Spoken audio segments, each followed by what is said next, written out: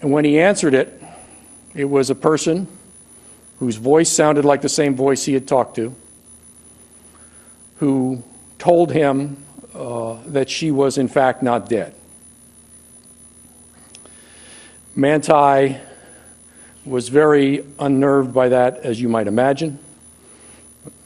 I will let him again talk about that and his reaction to it. But he maintained that secret vis-a-vis the members of the football family until he called the coaches on the morning of the 26th. They promptly reached out to me to inform me of this shocking piece of news, and I arranged to meet Manti upon his return to campus and did so on the afternoon of the 27th. I met with Manti for about an hour and 45 minutes and asked him to review every detail of the relationship as he knew it with this woman. Manti did so, was forthright, answered every question, and was eager to share the information with me. I met with him again the next day, as I had put the notes together from the previous day's meeting to just review again what we had gone over to make sure I had all the details correct. And again, he was a full and excellent partner in making sure that the information I collected was accurate. I then took that information and shared it with other leaders in the university for a deliberation as to next steps, what we should do. Some additional questions of Manti were then developed, to which he again promptly responded.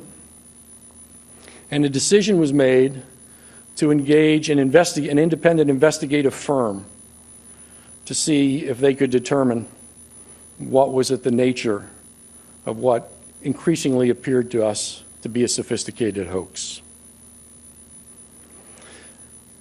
While apprised by that investigative firm of their work along the way, we received a final report from them on January 4th. I met with Brian and Otilia Teau in Miami on the 5th to share with them the essence of those findings. We left that meeting with an understanding that they would think about what they had heard, engage Manti's future representation, which would be determined later in the week, in consultation as to how best respond, and keep the university fully informed of their intentions, and work in concert with us when they were ready to communicate the story.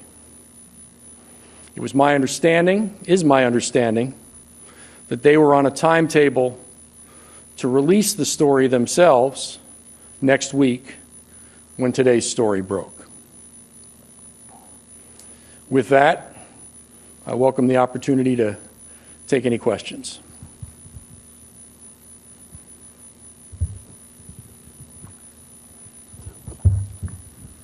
Jack, over to your right. Yeah. It said in the release that authorities are investigating. Are there any, aside from the group you mentioned, anyone else investigating this to see if any criminal action was done here? I can't tell you what Manti's representatives have done in that regard. I know they intended to pursue his rights fully. As it relates to the university, our lone engagement or referral was to the private firm to do the report for us. And can you talked a little about what you talked about.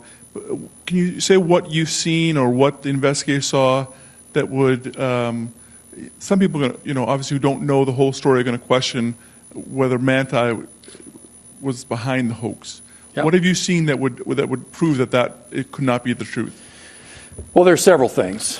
One is I would refer all of you, if you're not already familiar with it, with both the documentary called Catfish, the MTV show, which is a derivative of that documentary, and the sort of associated things you'll find online and otherwise about catfish or catfishing.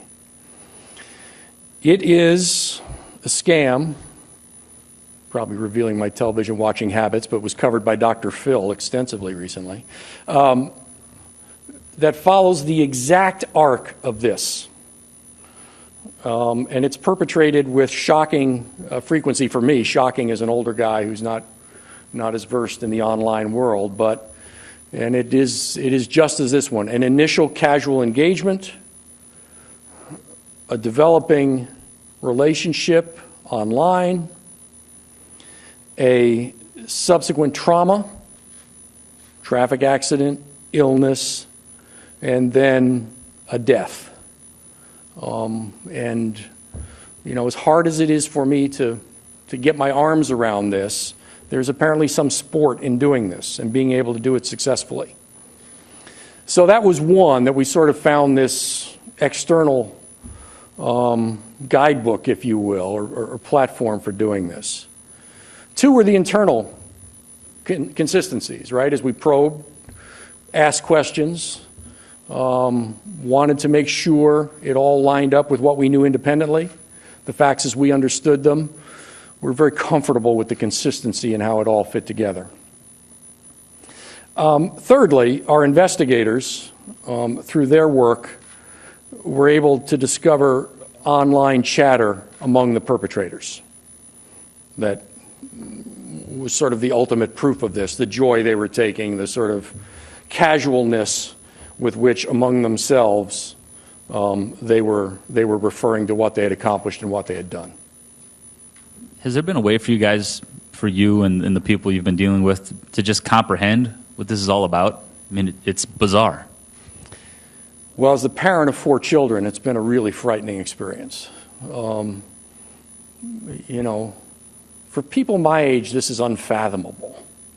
I mean, versions of this in different forms we would understand, but the sort of online, social media, virtual nature of this is hard for us, hard for me, I should speak for myself, to get my arms around.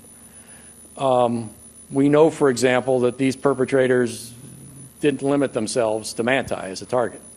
And so my first reaction, frankly, was as a father. You know, the way in which young people, our students, our student athletes, my children, are at risk in this environment to things like this because you just don't know who you're dealing with. Jack, you said this is an online relationship, and yet Manti has talked about speaking with a person he thought was an A. Did a person, in effect, take her position and talk to Manti as if she were his girlfriend? Yeah, and thanks for correcting that. I mean, online and telephonic. There were lengthy, long telephone conversations. There was sleeping with the phone on, connected to each other. So all of those things. You know, the issue of who it is, who's playing what role, what's real and what's not here is a more complex question than I can get into. Yeah. One more. You mentioned the perpetrators. Manti wasn't the only one he targeted. With other people at Notre Dame or other bigger scheme? Or? I'm not aware of anyone else at Notre Dame. Okay. And the Deadspin report said that Manti had a relationship with who they thought the perpetrator was, whether it was a cousin or a family friend. Is that true, and do you know if that played into the motive at all? That characterization does not square with my information, but I'll let the Tejas address it. Okay. And then last one for me. The day of the national championship game, when you guys had knowledge of this, there was a pregame special on a news morning show about his story. Did you guys know they were planning on doing that? Did you do anything to try to talk them out of that, or how did you handle that situation? Where did it air? I think it was a CBS morning show. I'm not familiar with it. Okay. So, I guess the quick answer is, since I didn't know it, we didn't. We were very conscious of the fact that we didn't know what we didn't know. And so, we recognize the challenges of that. If Manti got a question in a media session, about that, how do you respond to that? We recognize the challenge of that, and we weighed those difficulties against on the other hand, these other issues that affected timing. I'll say one thing: when the investigation concluded, when we got the first report from the investigators, the one thing we were certain of was that this was coming out. There was too much online chatter about it. There was not an intention, a belief, anything that this would be a story that didn't get told. It was clear it would. We had hoped the first person to tell it would be Manti, and again, the expectation was that was going to happen next week, and he didn't get that opportunity without someone else having told the story, but he'll at least have an opportunity to talk about it in the future.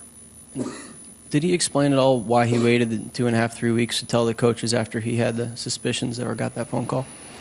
He wanted to talk to his parents, and he wanted to talk to them in person. He went home for Christmas break, and that's Manti. That's the son he is. He wanted to have that conversation with his parents face to face. He wanted to consult with them. He wanted to get their advice, and it was on the basis of that conversation, after having concluded it, that he called us. Yeah.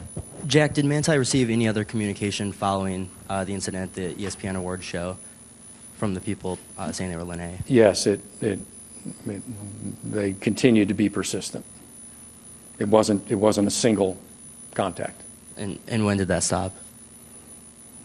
I'm sorry, I don't know exactly when. It dissipated in time, in part because he wasn't responding, but I don't know exactly when it stopped.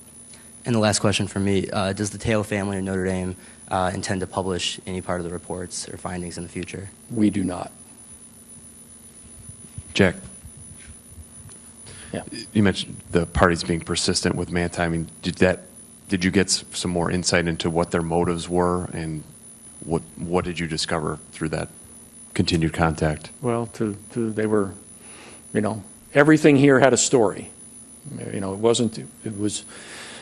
There was another story to explain what had happened and to restart the relationship. And I'm not going to go into the details of that. Manti can, but the next phase of the hoax was played out. Here's why we did what we did, and now here we are back, still in character.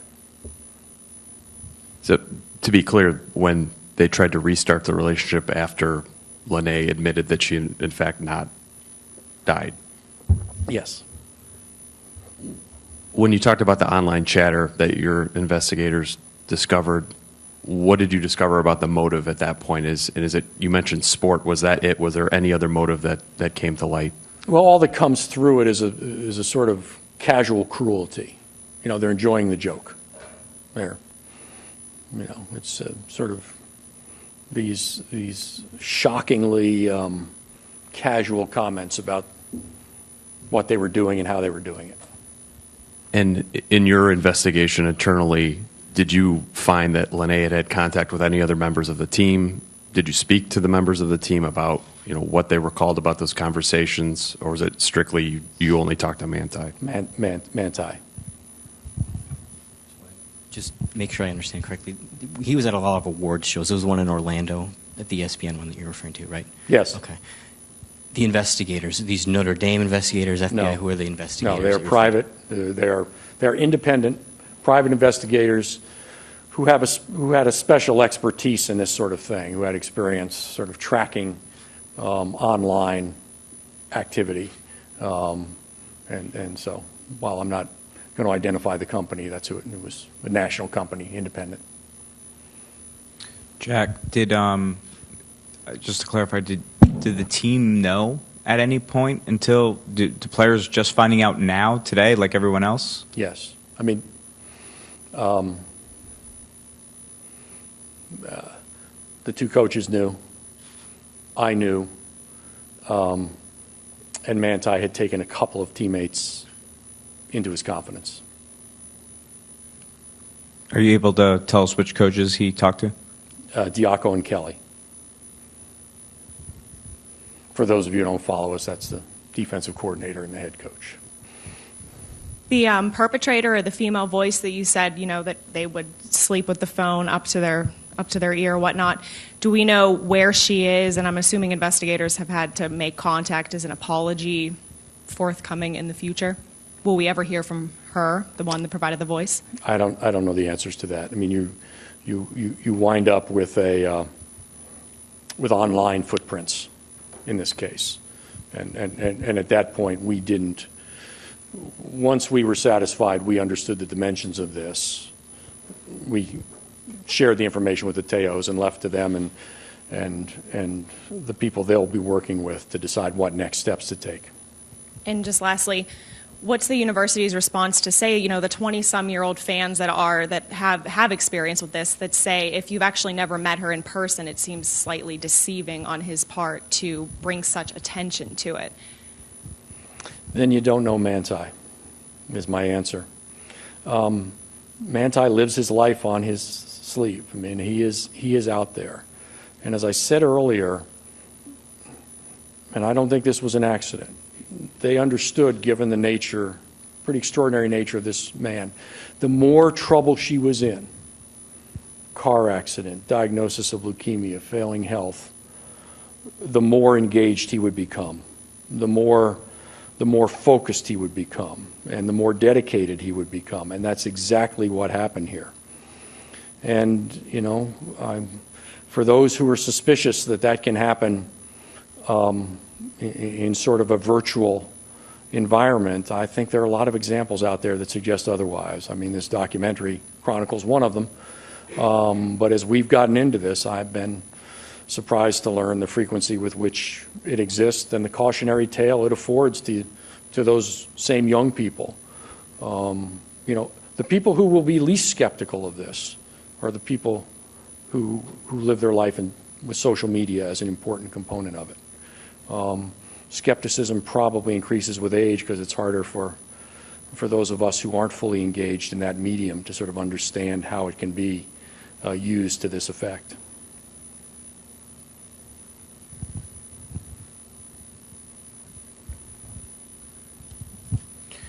Jack, what did you guys advise Manti to say had he gotten a question directly after about Lene? I know he got one question, but it was kind of within the context of another question. He was able to avoid it. But what did you guys advise him? We encouraged him to try and focus forward and focus on the game and not draw attention backwards if he could. And so it was that simple. It wasn't very, very complex. Again, we understood the challenge of that, but we were weighing those competing interests in a way that we felt was the right balance. And sorry, one more. And do you think this affected his play that night? I don't want to say that. I will only tell you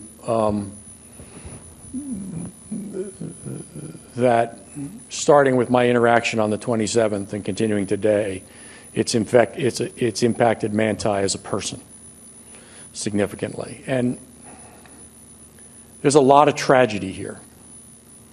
There's a lot of sorrow here. But the thing I am most sad about, is,